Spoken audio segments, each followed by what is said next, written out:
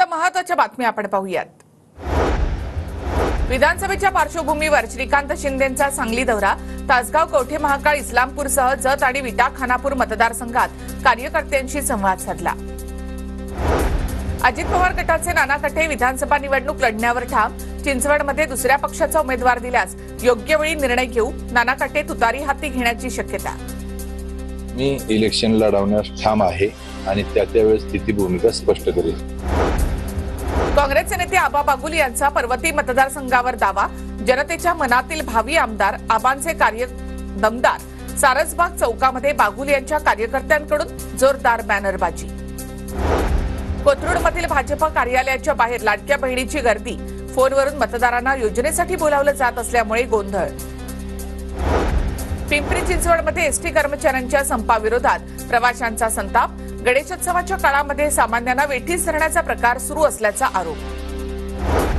पूजा खेडकरचे अपंगत्व प्रमाणपत्र बनावट असल्याचं दिल्ली पोलिसांकडून मान्य, दिल्ली पोलिसांकडून हायकोर्टामध्ये स्टेटस रिपोर्ट दाखल, बनावट प्रमाणपत्र महाराष्ट्रामधून दिल्याचा दावा खोटा असल्याचं निष्पन्न।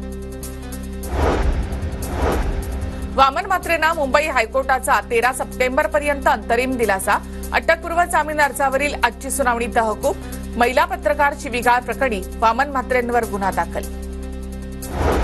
जयदीप आपटे विरोधामध्ये लुकआउट नोटीस जारी, लुकआउट नोटीस म्हणजे आरोपी फरार, कारवाई करण्याची जबाबदारी मुख्यमंत्र्यांना टाळता येणार नाही, शरद पवारांचं विधान।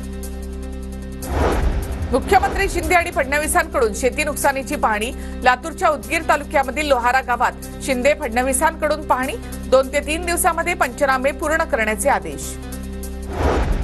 परभणीच्या पाथरीमधील बोरगव्हाणमध्ये आदित्य ठाकरेंचा पाहणी दौरा, अंबादास दानवे, बाबाजानी दुराणी हे देखील पाहणीसाठी सोबत। परभणी जिल्ह्यामध्ये पिकांना अतिवृष्टी आणि पुराचा मोठा फटका। कृषी मंत्री धनंजय मुंडेंकडून परभणीतील नुकसानग्रस्त भागाची पाहणी, सरसकट पंचनामे करून शेतकऱ्यांना तातडीने मदत देण्याच्या सूचना।